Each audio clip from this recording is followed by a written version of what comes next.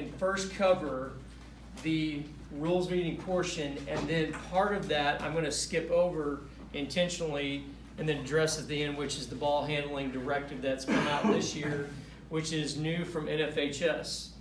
Okay, so everybody needs to make sure you have yourself updated as it relates to concussion. And this is the same thing I say every year when I do the rules meeting. It's the same in every other sport. Correct me if I'm wrong. For those of you who do basketball, football, etc. A referee has the latitude to remove a player from a contest. And it is state law.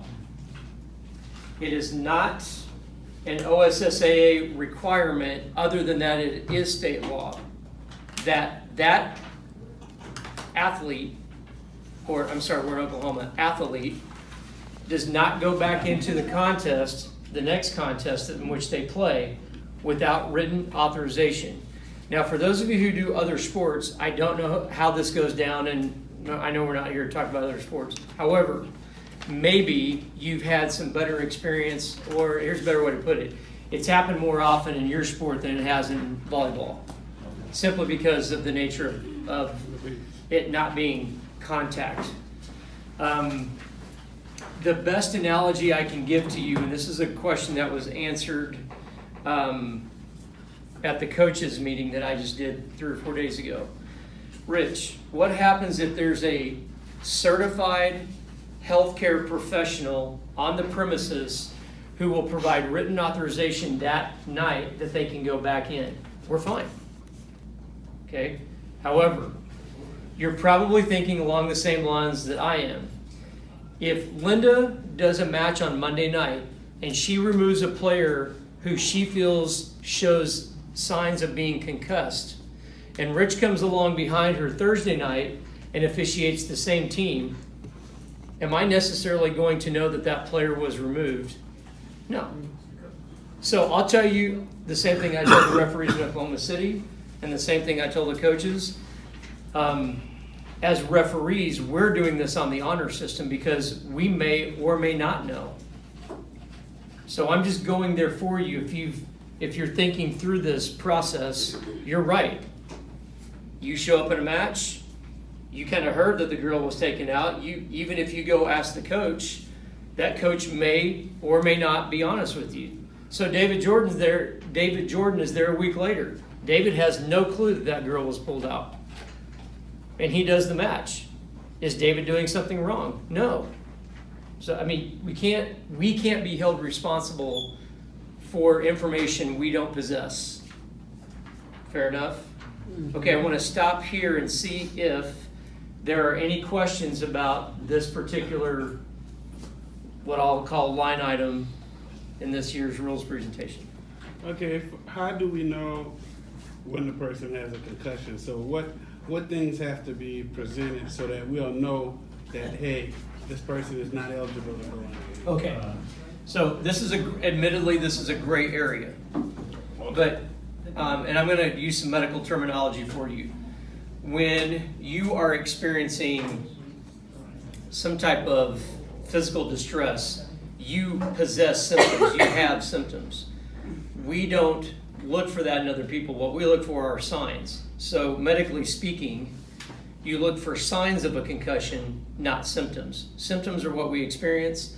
Signs are what we view in another person, first of all. So that's the terminology. And then past that, here are some common signs of a concussed person. Dizziness, lack of visual orientation, dilated pupils, throwing up, headache, nausea, dizziness, right? So I know when Steve was the rule interpreter and I was at a meeting, I'm sorry? Sensitivity to light. Sensitivity to light, yes. Mike Clark, who is what Todd Goolsby is now to us for volleyball, said, you know, if you're reffing a volleyball contest, you see a girl kind of staggering around, you need to get to that coach and say, Coach, we really need to take a look at her right now. However, having said that, you do have the latitude to bypass the coach and remove her from the contest, and she's done. So Here's something else that I'm just making a statement that we can all agree with. We are not doctors. I know I'm not. I'm also not a PA. I'm not a nurse practitioner, right? I'm not an EMT. So I'm not a paramedic. I am only going to remove a player if I see signs that are consistent with a concussion and they persist. Just because she goes down on the floor and she's kind of, maybe she's got her hands down on the court and she's just taking a second and then she stands up, and that doesn't mean she's concussed. Right. So we need to be very careful about this. I mean, it's not like it is for those of you who do basketball or football or even softball. I'm sure you've had collisions at the plate. I'm sure you've seen a concussed player. But it just doesn't happen very often in our sport. So I want you to feel backed up, but I also want you to understand kind of how you need to do this logically. Great question. We've been given the latitude to look at signs of a concussion. And if we put enough of those together and they're pervasive, that's what we need to do. Remember, guys, it's written clearance, and the written clearance must be signed by a certified medical professional. Who is that? Could be an athletic trainer. It could be a physical therapist. It could be a doctor. It could be a nurse. There are many people who OSSA has communicated with me that can be a medical professional. We are not to define who their medical professional is. I want to be clear on that. That is not within our purview. Fair enough?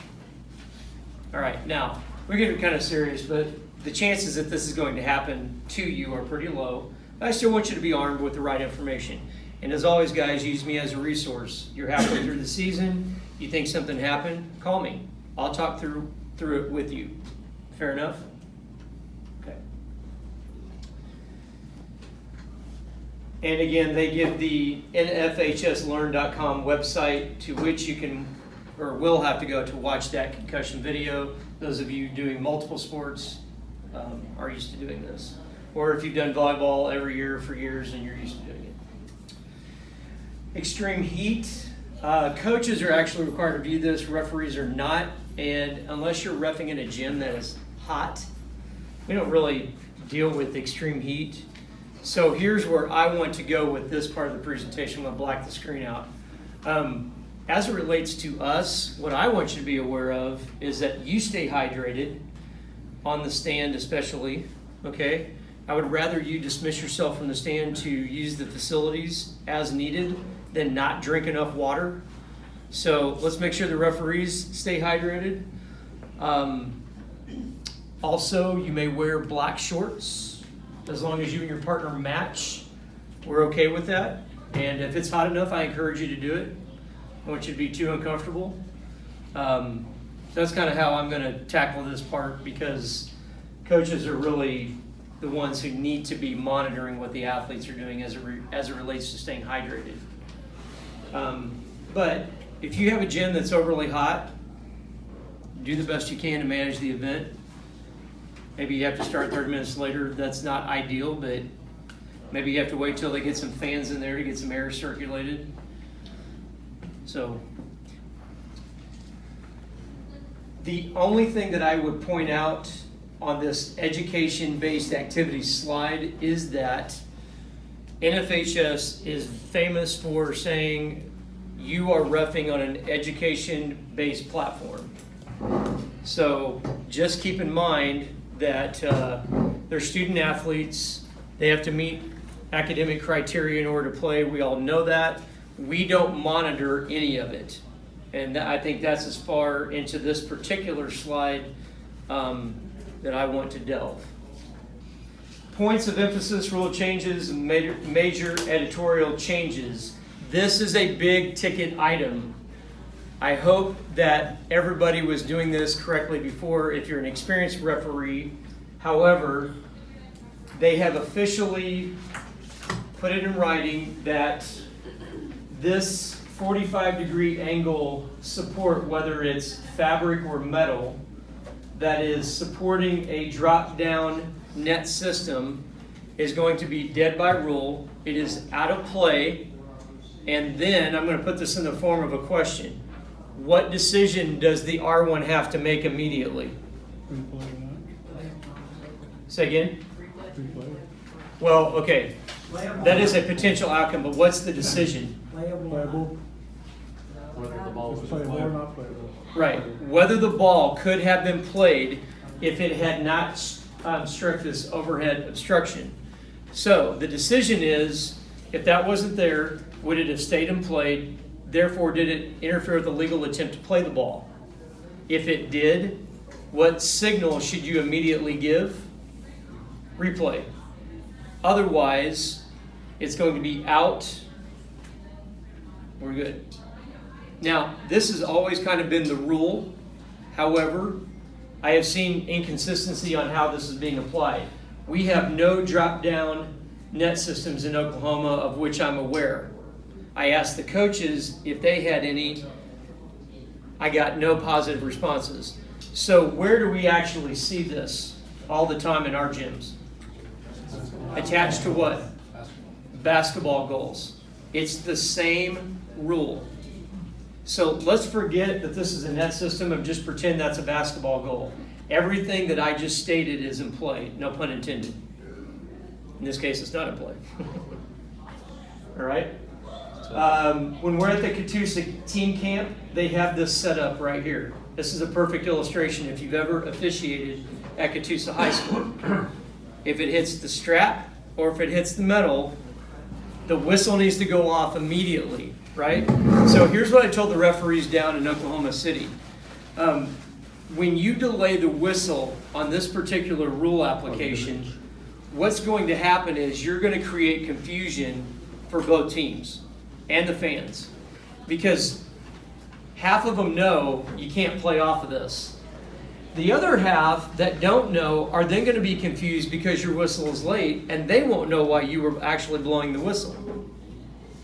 So one of the main points of emphasis from me to you is let's get this whistled dead immediately. You know, it's a little bit easier to sell your delayed out call or this if you get the whistle blown in the correct time, because everything works off your whistle, right? So what's the rule? Dead by rule, potential for a replay. Otherwise, the signal would be what, Darlene? Out. Okay, another big ticket item. I am not going to rush through this. There are plenty of good examples in the presentation, so let's not leave here without asking the right question if you need to.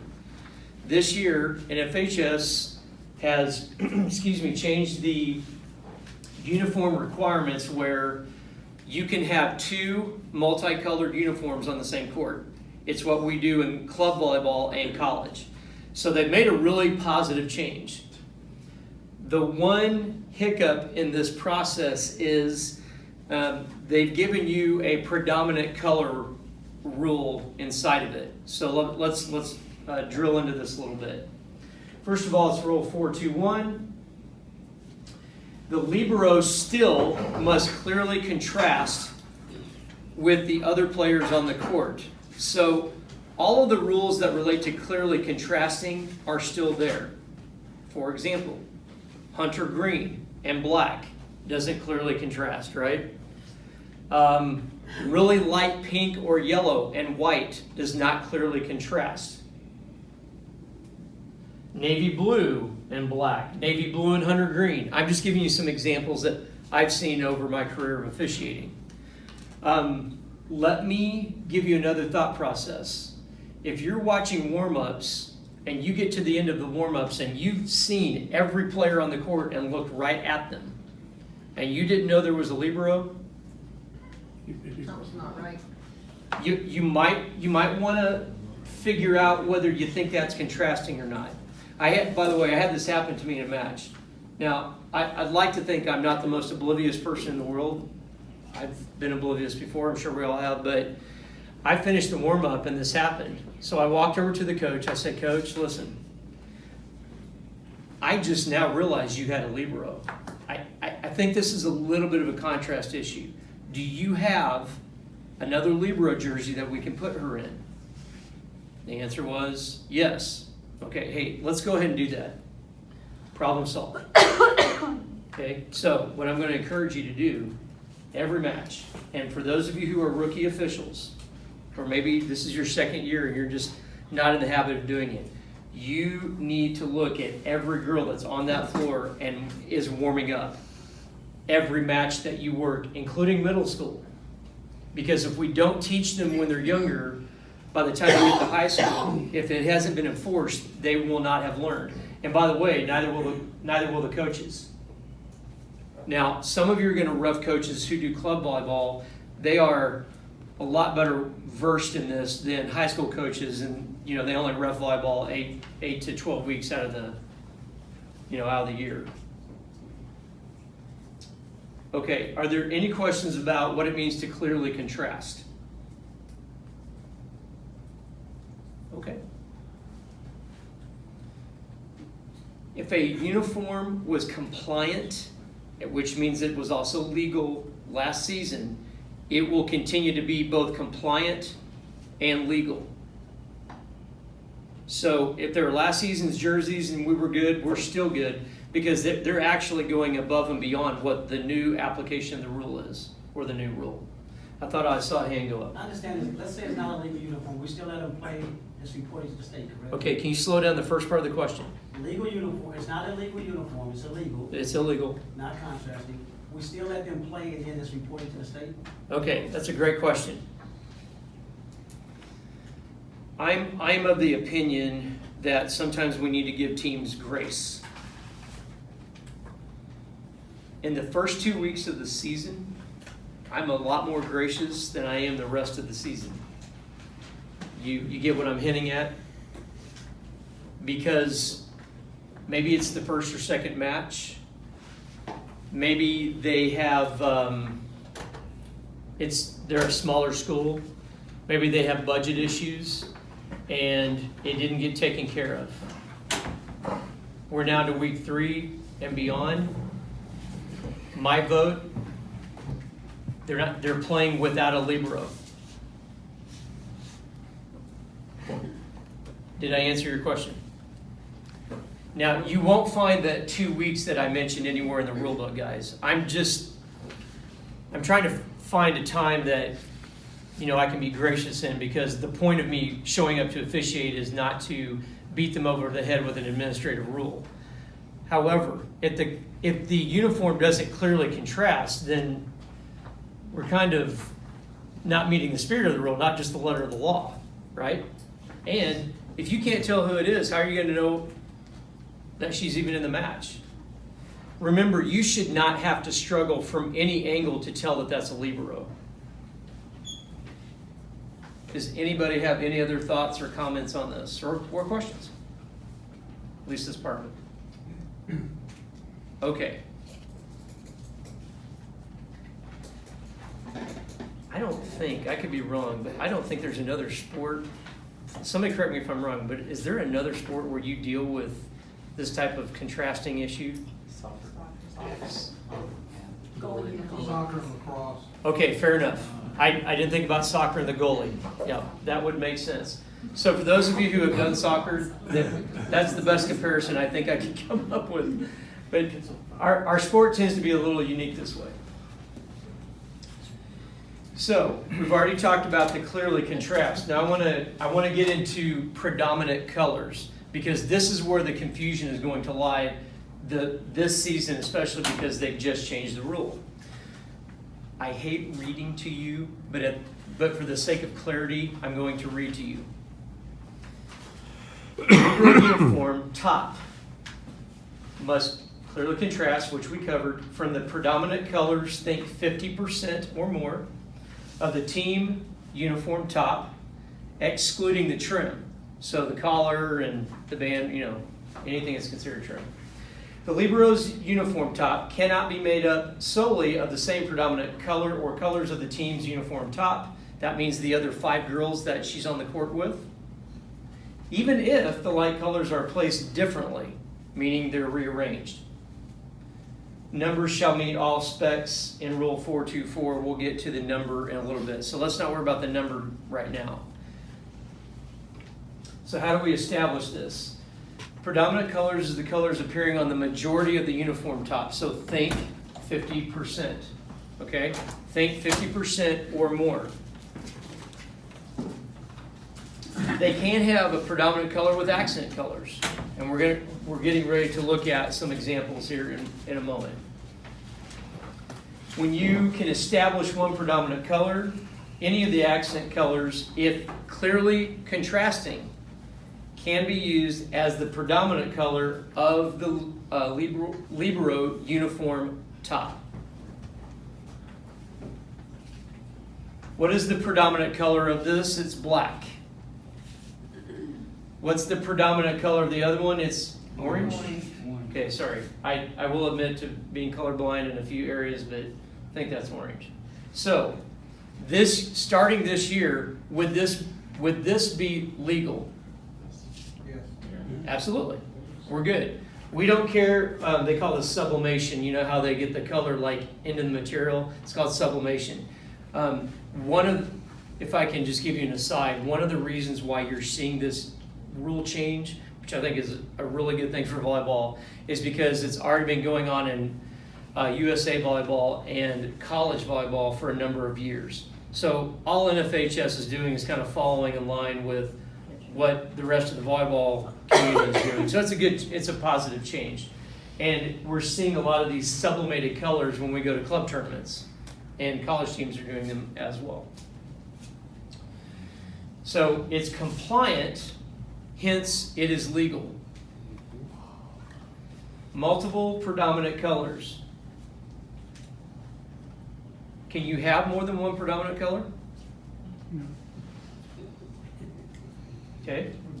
If they share approximately the same amount of space, yeah, you can.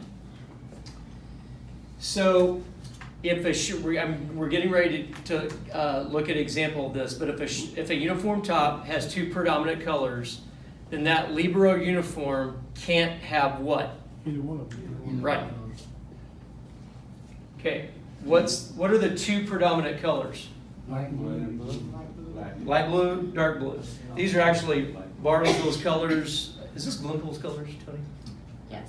Okay, I thought there was another school in the Tulsa area had this. I think this has been referred to as Carolina blue, and then, more like a navy blue. So we're going to say this is 50-50 for the purposes of illustration. Can you see okay? All right. If this were the 5 players on the court and this were the libero, are we okay? Yes. Okay. What if this were the libero? No. Why? Okay, so what is the specific rule that disallows that? Contrast. Predominant color. And same Oh. color. Okay, we've talked about contrasting. Now we're talking about predominant color. So, you've got 50-50 and 50-50. This libero uniform can't have as one of its predominant colors either one of these. That's what the new rule says. I affectionately call it the 50% rule. It's just a way for me to think about it. But guys, this is the rule. So, do I expect you to enforce it? Absolutely. One of the reasons why I'm taking the time I'm taking within this particular clinic, why I can't insist, but I'm really encouraging you to read your rule book, is because when you get on a match and you ref, you don't allow something to happen, and then a week later, Terry Bryan shows up and he disallows it properly, and they give him flack for doing his job. Well, that's not fair to Terry. It's also not fair to the girls because they need to know what the rules are. Guys, we don't write the rule book.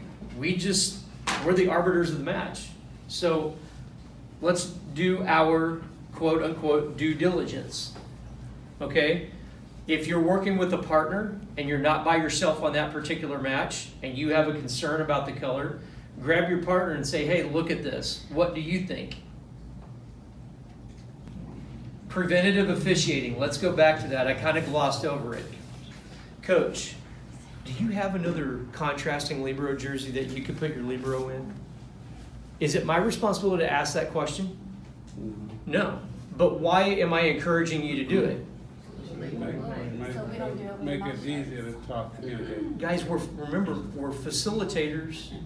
We're not cops. We're not police officers. We're not there to catch people, right? If that is your motivation for officiating, I want to quickly disabuse you of that notion. That is not what we are about. Okay, this is not as big of a deal. Did anybody get out the ruler and measure the size of the American flag that was on a uniform previously? No. No, nobody. Spav, you did that last year, didn't you? I'm kidding. So this is all kind of combined, but on the sleeves, I'm sorry, on the top or bottom, they can have all the things that are listed here: logo, mascot, nickname, and they can sublimate the team mascot, and that is compliant. Okay, so we're good there. What they've done is taken that out, and school references are permitted on the sleeves of the uniform top. Sleeves only is what they're referring to, without size restrictions. So, Linda, you were using Catoosa. Are they the Indians? Sorry. So if they had a big logo that went all the way down their sleeve, we don't care. That's the best example I could give to you. They could have Catoosa down the side and Indians down the other arm. We don't care. All right.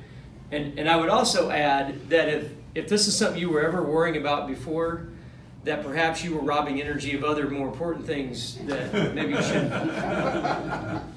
I'm wondering when we're going to get to that point. You know, listen, there are a lot of administrative things in volleyball, and I tell you, I feel for some of you who get started in this like you've never played or it's your first year, and it's like drinking from a fire hydrant, right? I just don't want you to have that experience because I want you to stick with this. I want you to have a positive experience, and I don't want you to feel like for years they must have gone around measuring the hue and how much was sublimated. We've never done that. So I just want you to know what the rule is. But this is a good change. And again, this is a carryover from club where we're seeing all kinds of crazy, weird, funky designs, and that's fine. But they want high schools to have that same kind of latitude, which I think is a good thing. So even if Lady J's went from here all the way down, we don't care. Oh, and by the way, I can promise you this: it will not interfere with that young lady's ability to pass the ball. She can pass with or without the name on. I mean, it's just a nothing burger for us, to put it in slang terms. What did you say? A nothing burger. That's not slang. Has anybody seen a 00? Because I haven't. Anybody have a 00? You have? This summer. Okay, fair enough. First time I've ever seen it. Okay. Just so everybody knows, there are no legal numbers that are 00. It's 1 through 99. Those are, or 0 through 99, excuse me. Those are your options. Again, this is not a big ticket item, of which I'm aware. Beginning in 2023, they're going to have solid numbers that, and they still have to contrast. The contrast part of that has always been a rule, but you will no longer be able to have the outline or the non-solid number on a uniform starting 4 years from now. Does everybody understand why they're giving 4 years? Because of budget. And for those of you who also teach and coach, or whatever capacity, I'm sure you could talk to us for a long time about why NFHS is so gracious on that. They don't just say this year. It's not like college. We get a college ruling, and starting right now, man. This weekend. I'm sorry? This weekend. This weekend. Right. Okay, so not a big ticket item. Roster and lineup. Okay, again, for the sake of clarity, I'm going to read. Actually, let me back up. Because we're combining my rules meeting with the clinic, let me step away from the rules meeting portion and give you just some clinic stuff as far as just about good officiating. To my knowledge, any of you that are on the board can correct me. To my knowledge, we have always emphasized that the lineup should be given to the R2. I know personally I've trained that. But they are now making it official to whom the roster and lineup get turned in. So I want to be clear that hopefully when you R2'd in previous seasons, you were always getting the lineup and roster if they use a roster, and I will cover the rule about the roster here in a moment. So back to the strict rules meeting portion of this presentation. The R2 shall collect team rosters at the pre-match conference. Okay, I need to stop here. Every state has the ability to make variances. And I'm assuming those of you who do other sports, you have variances. I'm assuming. We do in volleyball, all right? Here is a variance that we have always used. And it was even before Steve was the rules interpreter years ago. When I first started reffing in '92, not once since that time have we ever required a team to turn in rosters, except at the state tournament. Okay? So, well, Rich, it's on the PowerPoint slide, so it must be a rule. It is a rule for which we have a variance. Okay? We are not requiring teams to turn in rosters. I covered this with Todd. I've covered this with the coaches. The coaches advisory committee agrees. The coaches en masse agree. And I have yet to meet a referee who this was a big deal for. So here's the deal. I don't want you requiring a roster from the team. I want to be clear. Now, let me tell you the rationale so that you understand this is not arbitrary. In our state, we've just had a history of not doing it, and it's never been something where because we didn't do it, it affected the integrity of the game. Okay, last year, the Edmond Santa Fe coach, Will Etheridge, contacted me after his match the previous night, said, "Hey, Rich, last night, one of my best starting middle blockers went down in warm-ups, and the referee allowed me to put somebody else on the roster."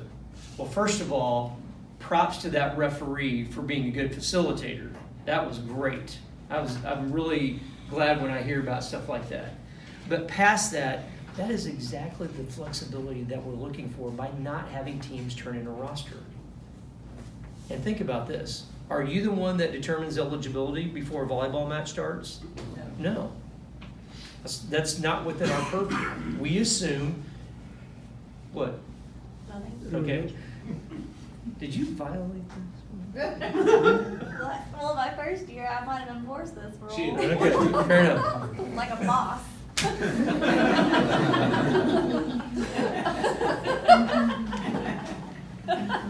Yeah, just ask him. There's always one. You know what I'm saying? There's always one. Hey, can I get a nothing burger with extra? You realize this is being videoed and it's going to be uploaded? I'm so So that was Tony Slagle who just said that her first year in, she No. Hey, hang on. Let me finish this thought process, or I'll forget, and then I will address your comment or question. So, I just want to be clear that you understand why we don't do it during the regular season. When will we enforce this? In postseason. For Oklahoma, and this is for those of you who are rookie officials, in the state of Oklahoma, I don't know how other sports does it, but this is how volleyball does it. Everybody goes to postseason, meaning they go to a regional. That's postseason. At regionals this year, we are enforcing this, and I am trying to preach the word as much as I can. If you are doing a regional match, I don't care if it's the 32nd place team versus the first place team, and they only have 7 people, you will check their roster. the roster will be turned in to the R2 at the pre-match conference during the regional tournament and the state tournament only. Now, having said that, here's another companion piece. Sometimes a coach will give you a piece of paper. It has their full roster and their lineup on it. We don't care. That's fine. I don't want you to bring up the word roster to the coach. However, if the coach walks up to you and says, Terry, hey, do I actually have to turn in a roster? You can say, no. You don't need to give a big, long, detailed explanation as to why. If they ask you, you can regurgitate what I've just told you. Okay, one last point, then I want to get to Mike's question or comment. I don't want you to think we're doing this arbitrarily because we just don't care about rules. We are trying to emphasize things that make the match better and emphasizing the roster rule in our state because it's not part of our specific culture.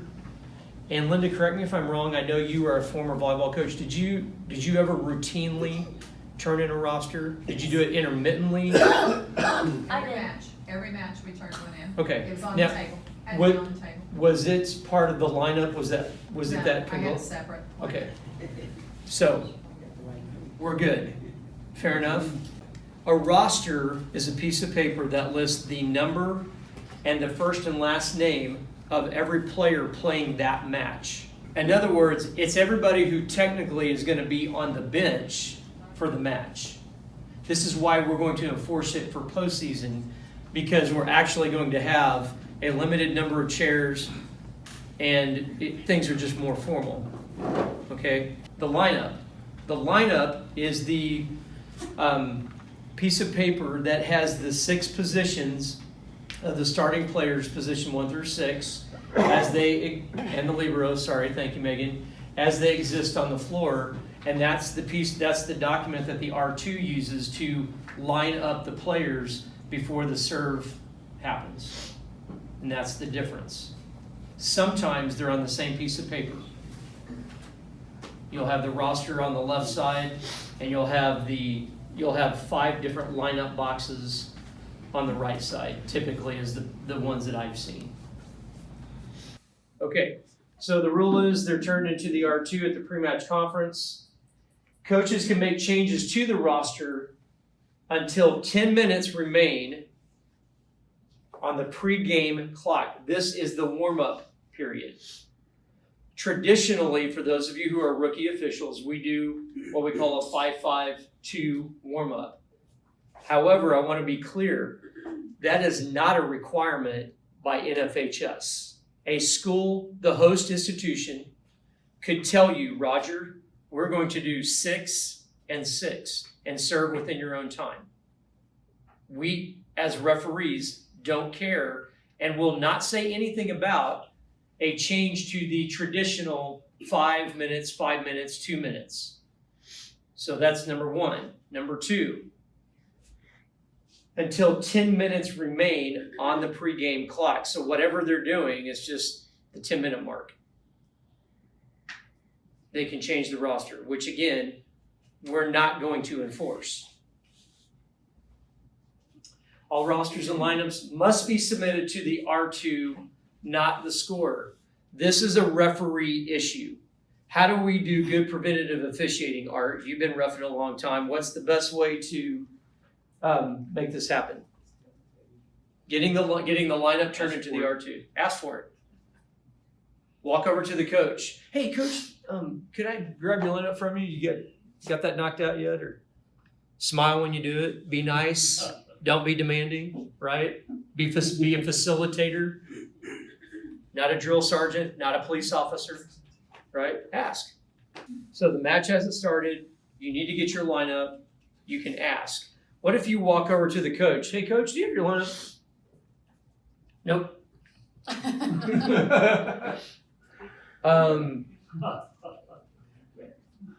David, what are my options? Well, can we have it pretty soon? Would you be so kind as to get me one as quickly as possible? Okay, in all seriousness, did you hear what David did though? He asked another question. And that's important because that's part of the man management and the preventative officiating idea that we're wanting to teach. I like the fact that you're asking another question. Just remember, when you ask a question, you need to be prepared for the answer that you get. But I like the fact that you asked the question because it's not a demand. Hey, coach, could we get that? Or when, I really need to get this turned in. Okay, here's something that I talked to the coaches about. And this is another way to be a good facilitator. And then, Vince, I want to take your question or comment. When is the lineup officially turned in? When the R2 walks over to the scorer, gives it to the scorer, and they start, we're done. So think through this with me for just a second. What can you do as a good preventative technique when you get the lineup Check as the R2? What? check the lineup. Okay, you check the lineup. What are we checking the lineup for? No repeat numbers, make sure the Libra is on there, captain, etc. Duplications. Okay. So it's not turned in yet. They have time. They have a little flexibility. I'm going to tell you exactly what I told the coaches. I don't want you to skip this process. The reason why I don't is, again, this is part of being a good facilitator. You know how much goodwill you can create during a match with a coach? Hey, coach, did you know that your libero and your center back are the same number? Oh, thanks for helping me with that. You're creating goodwill. You're trying to create some camaraderie, right? So let's think about how we can facilitate this lineup. Ask for it. Number one way to do it. You don't have to be mean. You can smile. Oh, okay, coach. Well, do you think you could help us with it here in a few minutes? And by the way, when should you start asking for the lineup if they're not handing it to you in a timely manner? Okay, now this is something we borrow from college. You're not required to do it, but you know what? If you'll walk over to that coach and introduce yourself, especially if you have never met them, Linda can vouch for this. She's coached volleyball. It's very professional to walk over. Hi, my name is so-and-so. Hey, coach, do you happen to have your lineup ready yet? Some coaches do. If great, you can grab it. If they say no, what have you already done? You've just primed the pump. That's the time to start asking. And be nice, be professional. Remember, good facilitation, good preventative officiating with the coaches. I want your lineup in at the same time, at the same 10-minute time. And I did not tell them it was a rule. I just said, this is what I want to do. So here's what I need as a withdrawal.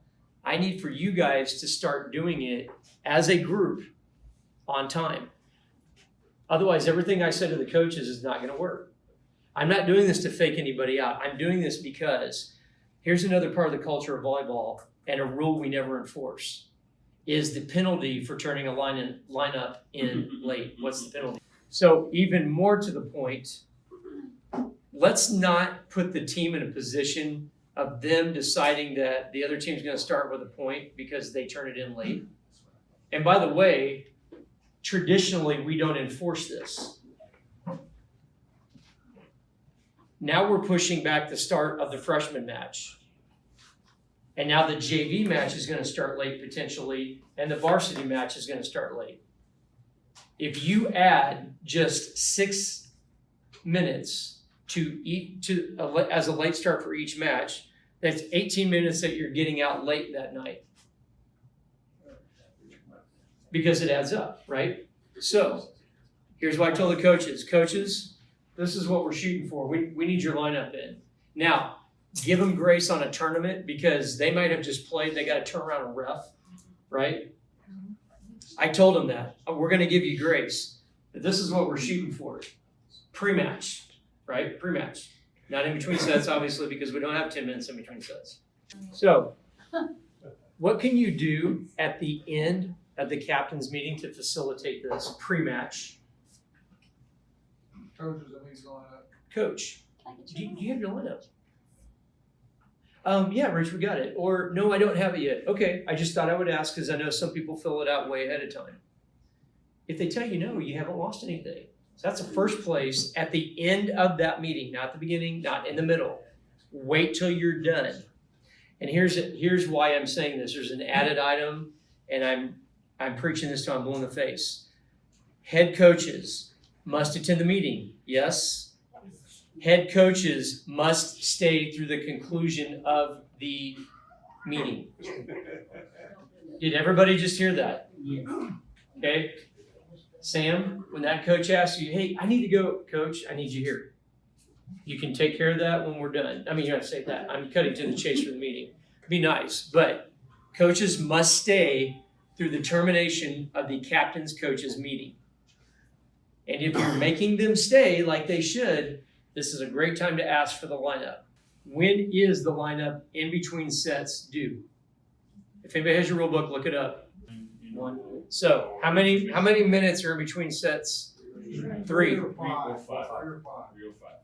Well, okay. With intermission. Without the intermission, because normally it's 3.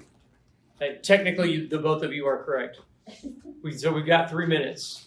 So how many minutes do they have to work on this and get it turned in? 2 minutes. So Linda's question is, how flexible can we be? And my point to you is, if you see that the coach is by him or herself and they have 10 people and they're the entire staff, I try to look at the circumstances to how flexible I'm going to be. I'm much less flexible when there's 4 coaches on the bench and they have plenty of help. Coach, I need your lineup.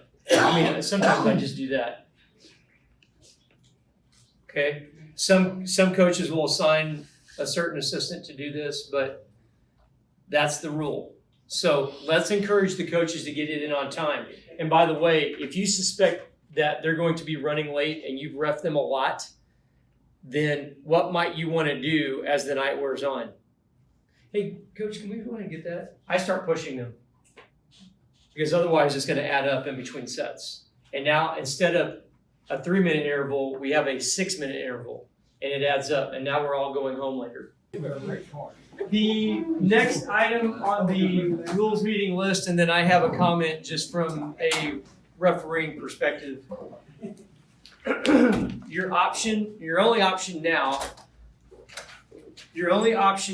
as a referee is to have your line judge go on the extension of the end line when there is a server close to his or her corner. Okay?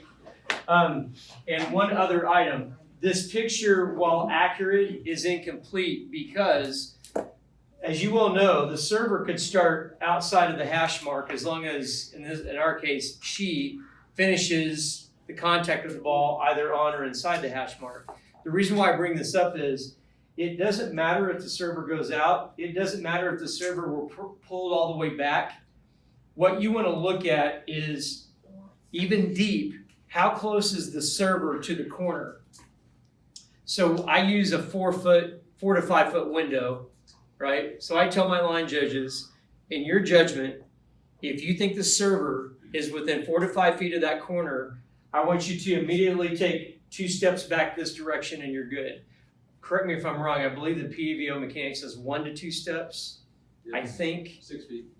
But it does specify feet? I think so. Okay. But it probably says it in steps. However, just tell them 1 to 2 steps. The main thing is you're moving them back so they're not a distraction to the server. Here's something that is not on this PowerPoint, but it should be, that I'm going to address as a man management tool. If the purpose is to get them out this direction, and now I'm looking at the inline, do you want them moving up on the corner as the server is moving? No. So, when should the line judge go back to their corner? So here's what I tell my line judges, and you can borrow this if you want. I tell them, ladies, make sure, because it's usually the other players, make sure that that server has completed her serving mechanic. What does that mean? That means the act of serving. You can say it that way as well. Make sure she's completed the act of serving before you move. That's what you need to be telling your line judges. So the slide is good. It's what the other 2 rule codes do, but it's just incomplete information that I wanted to add to. Any questions on this technique? Okay, there is a downside to this, and they address it right here, kind of. that server rips that ball down the line. Now, it was our discretion about where the line judge stood. We could put them on the extension of the in line. So now they see that ball, correct? What are they giving up? They're giving up the potential footfall. If they go out this way to watch the footfall, if this is my court, what are they giving up now? They're giving up that sideline shot. So I tell them, listen, ladies, and the other two rule codes, and this is what you need to start telling them. As soon as their serve is complete, get to the corner quickly and get your head around so that you can watch the court. Okay, this is exactly what I told the coaches. If your player, coach, is so obtuse that she's going to toss the ball into the basket, she gets what she deserves, it's an illegal serve, and the signal is this. What should an illegal serve normally be? Right? Not this. This is illegal contact. This is an illegal serve. But for whatever reason, NFHS specifically wants us to use the out signal if they toss it up into any part of this backboard. Net, goal, backboard, support, whatever. When do you blow the whistle? As soon as it happens. That's right, Darlene. As soon as it touches it. Okay? There's no grace, right? No grace. Just in case you really want to get into the weeds, you measure the front zone from the back of the attack line to the midpoint of the center line. I know all of you are waiting with bated breath for that piece of information tonight. Your training is now complete, my young Padawan. No, I mean, that's how you meant. By the way, this is why you can step on the center. That's why both of them can step on the center line, because we only measure to the midpoint of the center line. Half of that is theirs. So if a player removes their jersey on the bench or in the bench area, this is new this year, a yellow card goes to the head coach, not the player who just disrobed, as it were. So, good preventative officiating says what? Hey, coach, if you have people that are changing, let's make sure they get to a private area, a bathroom, locker room, some such. Okay. So blood, stuff like that, they're going to. Thank you, Floyd. No. That is a very good idea. So they've got blood on their jersey and they need to change. The jersey tears. They should not be changing this on the sideline. Now, God forbid a trainer had to cut it off of them. That's not what we're talking about. But I've never seen that happen. So yeah, that's actually that and this occurrence. He or she is the head coach is switching liberos. And then they go over and one girl goes to a regular jersey, one goes into the libero jersey. We're not doing that in the bench area. Yellow card to the head coach. What has to happen now for the remainder of the match? The head coach must be seated. Second referee, after you've done the deciding set coin toss, you need to visually show your R1, if you're working with a partner, what the result of the deciding set coin toss was. You are not yelling across the court. So it should look like this. The captains have gone away.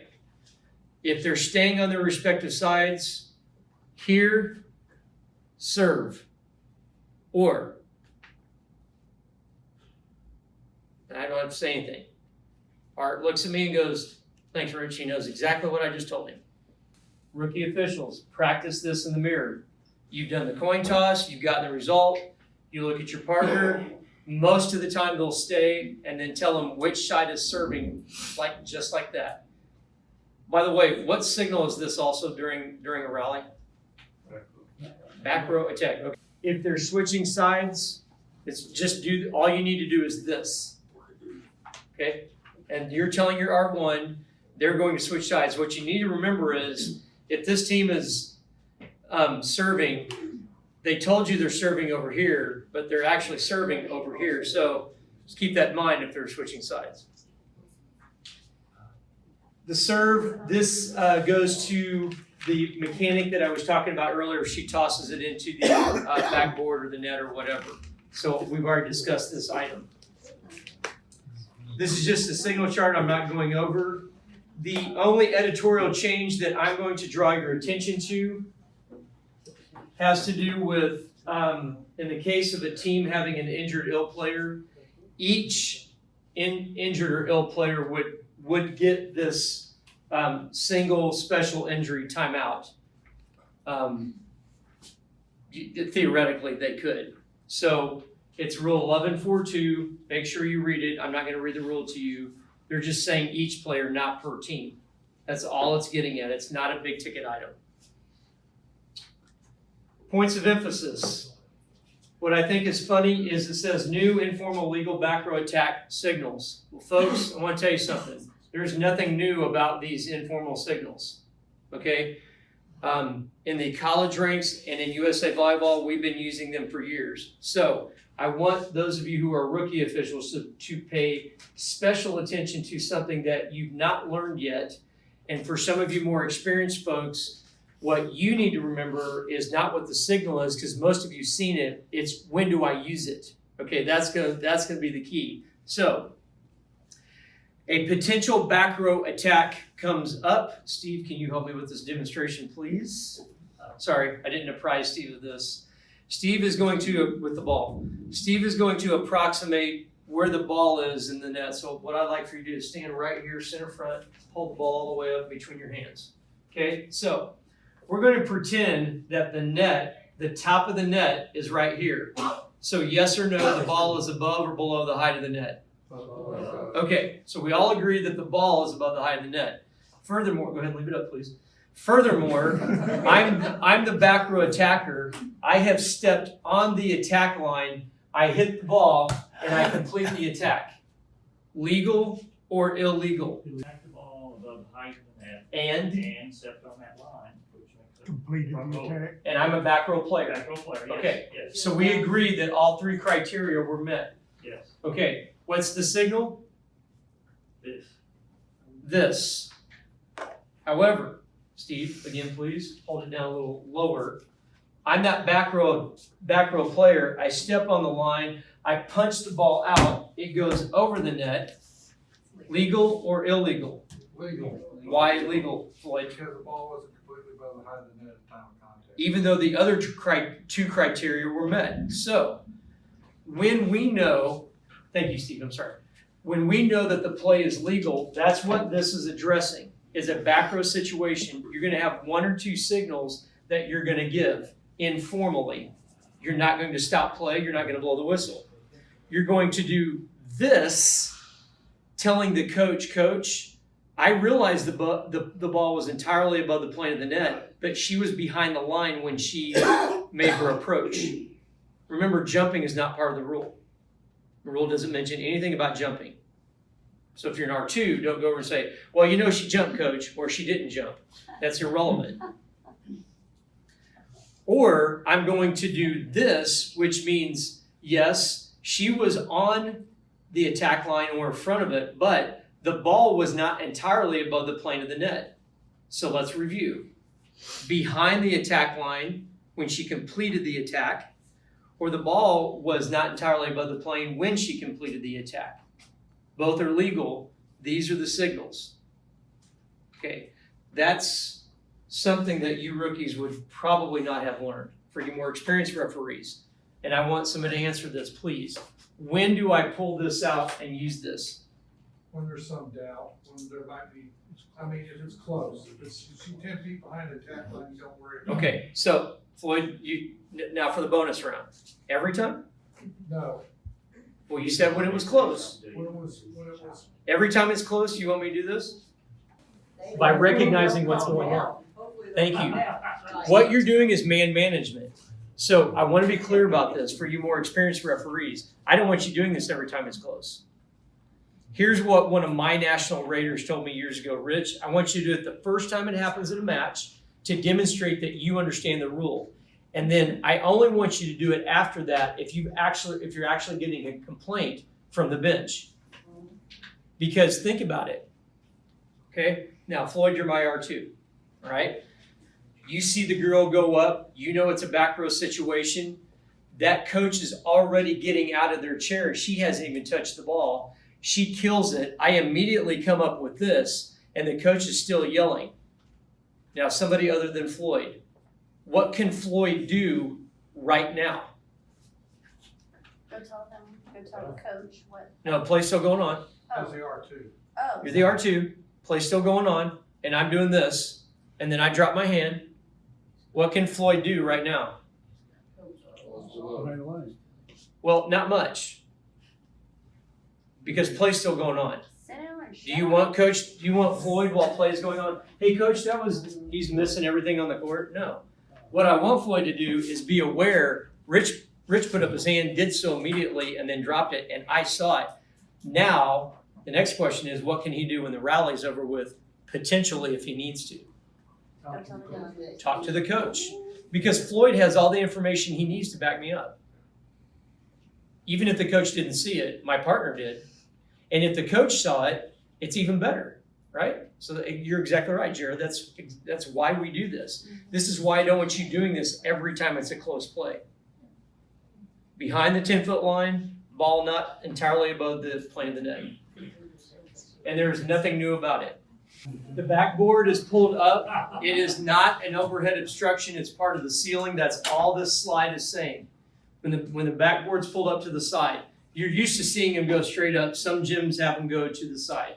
That's all it's saying. What if it's right here, 45-degree angle? Here's what I told the referees in Oklahoma City, and I told the coaches the same thing. I'm depending on you to be the professional and the adult on the scene. If you think this is over 23 feet, it's ceiling, play on. If you think it's below, it's dead by rule, and you treat it just like it were in a vertical position. That's the most common sense answer I can give you. Ball handling. I've saved this for last intentionally, and it's also last here.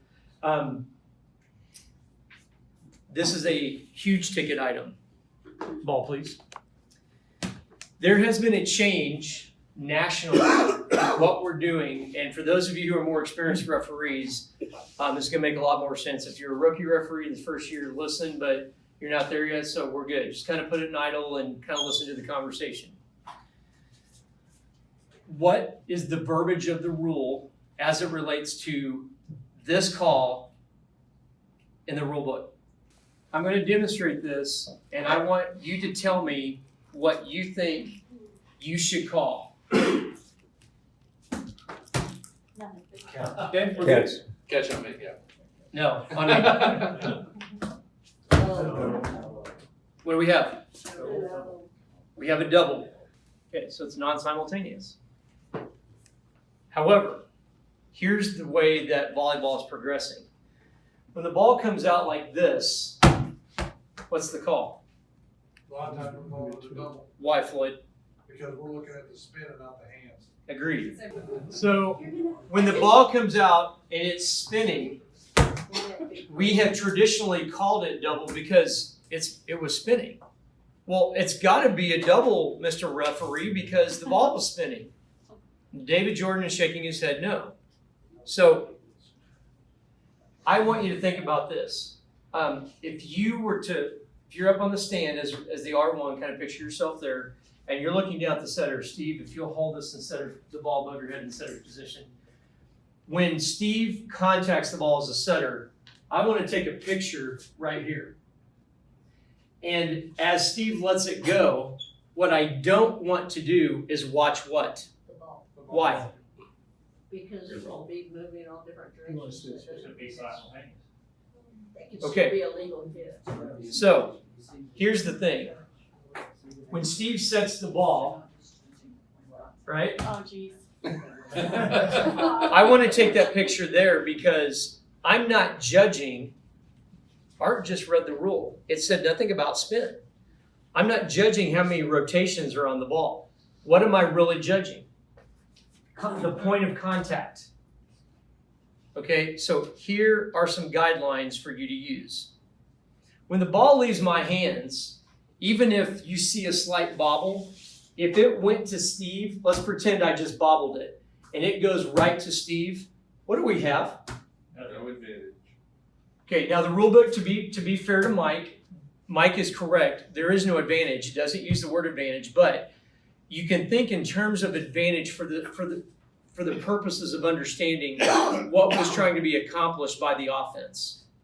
The offense didn't gain anything when they sent the ball, even if it was slightly bobbled, in the direction it was going to go anyway, had it come out clean. Right? Our current ref chair for USA Volleyball, I know this isn't USA Volleyball, I get that, but I'm just giving you a comparison. Her thought process is we need to be less stringent when the ball stays on the offensive side of the net than when it goes over, because now the opponent has to play it. I am all in agreement with that. Now, we've locally been training you guys on this for years, but we're expanding it this year. And I want you to think about, where did the ball go when it left the setter's hands, right? And for that matter, even here, because it doesn't matter. We're not saying set specifically, even though this is where the vast majority of these get called. And Floyd's right, we're calling on spin. We've always been calling on spin. And for the third time, it's not in the rule book.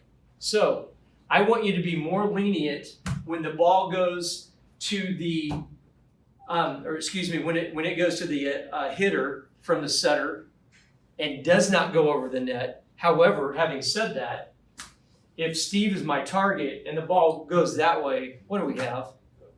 And we've got this, So would you say? right? Hang on just a second. I'll take your comment. One other thing. Even if I'm pushing it across and it's rotating, do we automatically have a double just because it went across the net? No. I want you to take a picture of where it left her hands and then what did the ball do? Not how much rotation there is on the ball. If the net is that way and I push it across and I'm attempting rather to push it across here and it ends up over where Art is, you better be calling it double. But I still want you to look at their hands.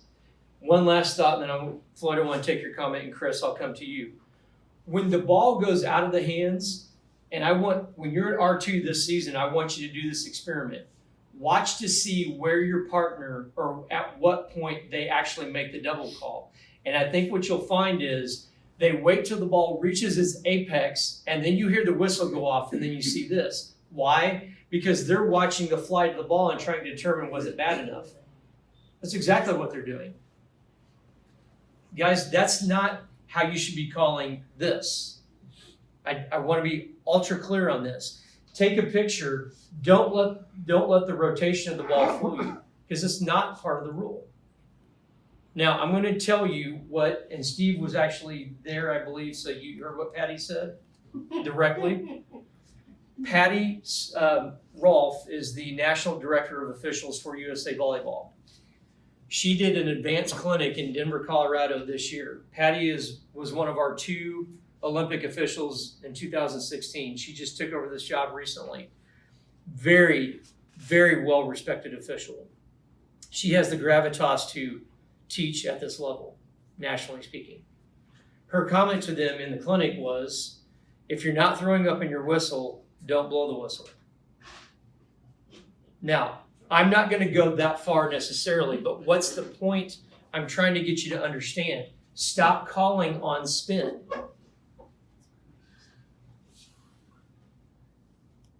Period. And think about some of the things I gave you to help you not call on spin.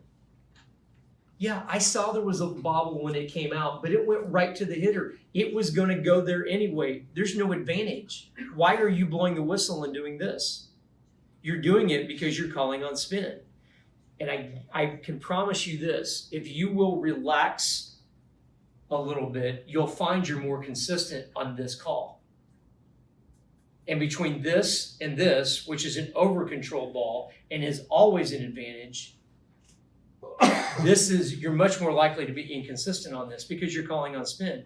Now, let me tell you something from a national perspective, guys, and Steve can back me up on this. We are all over the map on calling this, even as national level referees. Go watch a college ref work and see what their criteria is. It'd be surprising what you can pick up, all right? And I'm not being critical of anyone in here. I don't mean it that way. My goal is for you to be more consistent and for us to impact the game less.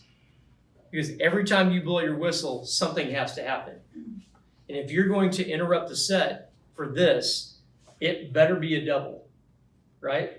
Otherwise, you're deciding the outcome of the match, not the players on the court.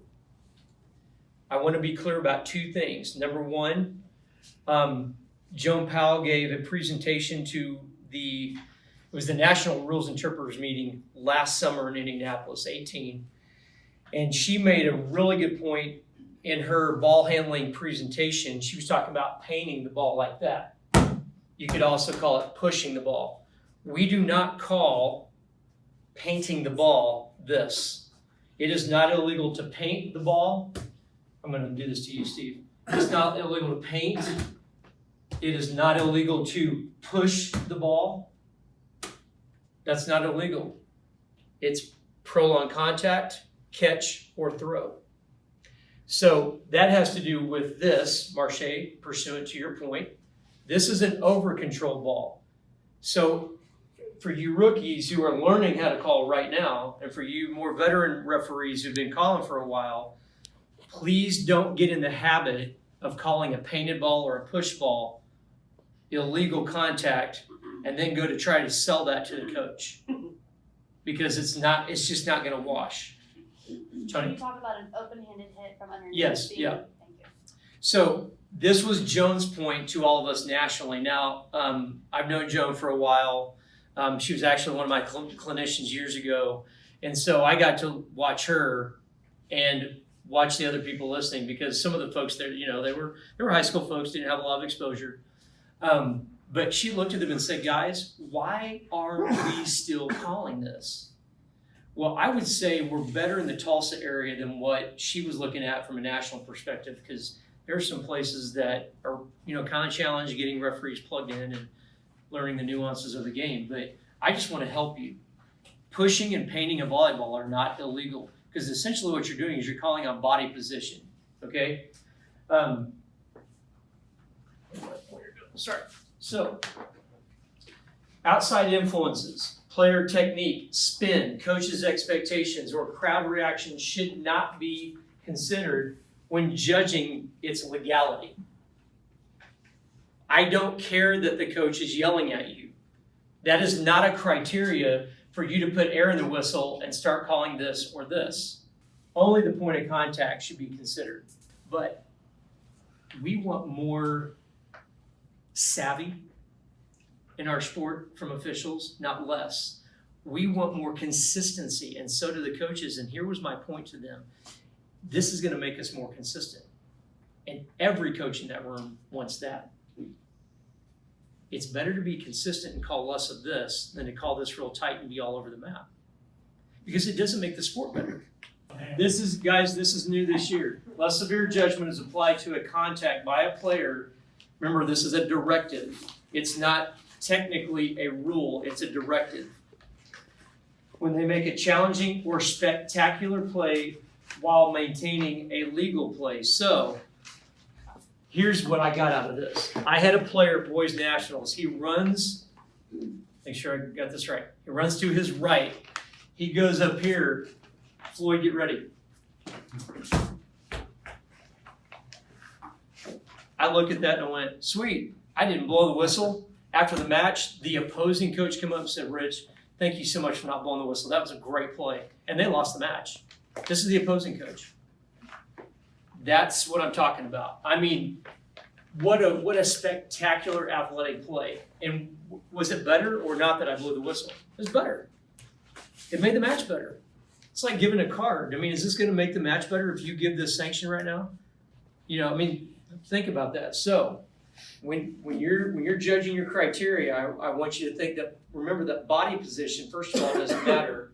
And I'm getting ready to answer Tony's question specifically, but this is part of their directive about challenging and spectacular play, right? I am not saying it's jungle ball time.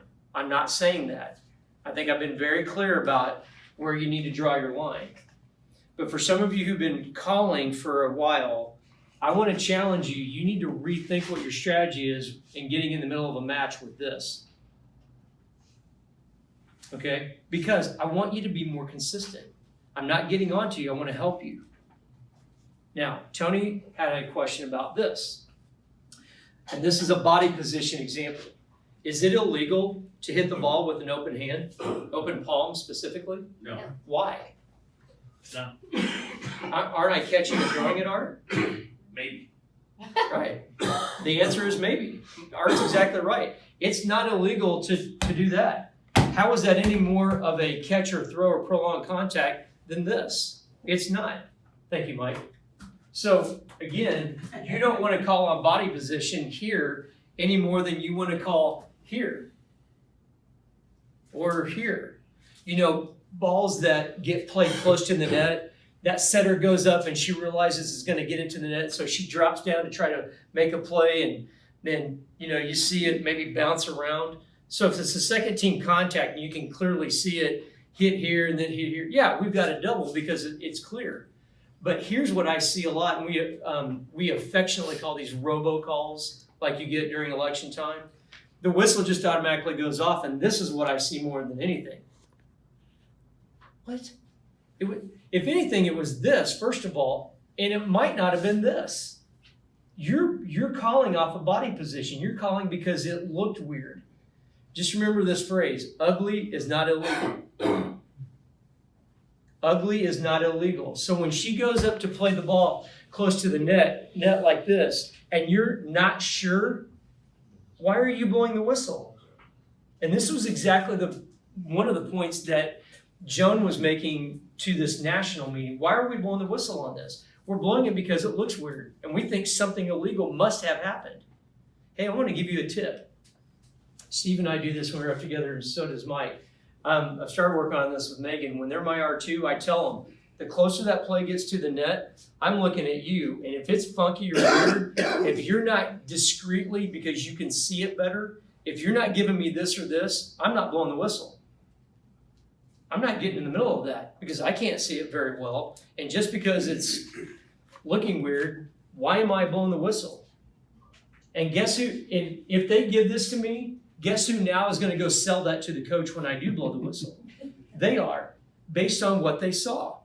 So that's just a tip. When you're working with another partner, use them. If they're not helping you, because look, they're closer to the play than you are as far as height, they've got a better set of eyes on that than you do. Use your partner for that. This will make you more consistent. Just remember this, you're going to get in a lot more trouble over your career for the whistles that you put air into than the ones you don't. Because when you blow the whistle, something has to happen. And if you can't explain the rule, then why are you blowing the whistle? If you don't know what happened, why are you putting breath into it? It doesn't make the match better. I've got 2 slides and we're done. I appreciate you guys allowing us to do 2 things in one night and killing 2 birds or 3 birds with 1 stone. I have a list on here I cover with the coaches. These 2 screens are for you guys as referees. Before, and Mike's going to back me up on this as the person who mainly does most of the assigning. When you get that update from Arbiter that you have a match, forward that to your partner and the school contact immediately. How many days? Comes 3 days and they get the same contact. Okay, so here's what I told the coaches. Coaches, when you get this, reply to my referees. I said that affectionately, of course, you're not mine, but I wanted them to think that. I want them to know that I'm trying to have your back. So whenever you get it, forward it to your partner, forward it to the school. And I've asked the school to update their information on Arbor, which is gonna help, hopefully, if they'll do it. There's some coaches don't even have their number in there. You can't even get a hold of them. And it's frustrating. Okay. Outside of the Arbiter Sports update, if you can remember, and you're the R1 is supposed to do this, up to a week ahead, send out a notice to your crew. Okay? Communicate with your partner the day of the event, please. That will help. I think I'm getting an amen from Mike. Arrive on time, and if you can't, communicate why you can't arrive on time. And those should be emergencies, not just because you're dragging that day. Okay? You had a wreck, your boss came in and put something on your desk. Communicate if you have a delay. Okay, this is a big ticket item. This is coming from Rich, not OSSAA. In fact, Todd kind of looked at me askance when he saw this, and I respect that. But let me tell you what I'm getting behind the scenes. And fair disclosure, my daughter, who's about to turn 21, played high school and club volleyball, and she told me the same thing. I've had numerous players and even coaches tell me over the years, so I'm not picking on any one person in this room. This is a global, generalized statement to everybody, okay? When you show up to the scores table, to the event, don't try to be a comedian. Don't try to make the girls laugh. Don't try to get in their personal space. Just be nice and leave it at that. I know for some of you, you're very social and you like to really mix it up. Stop doing that. Okay? I have lost track of the number of conversations I've had behind the scenes. I bet Steve can back me up when he was a rules interpreter, and coaches tell me things and players tell me things because I've known them for years and because of what I do, and they won't tell you this. But some of the girls, it just flat creeps them out. I don't know how else to say it. Guys, that's negative for both parties. It's negative for you and it's negative for them because now the whole night they have a negative perception. Be aware of, if I ever have to check a score sheet when I'm the R2, I will tell the young lady, I'll say, hey, I'm really sorry for getting in your personal space, but I kind of need to look at this. And they always say, oh, it's okay, Rich, I understand what you're doing. I want them to know that I respect that, all right? Especially for you male referees.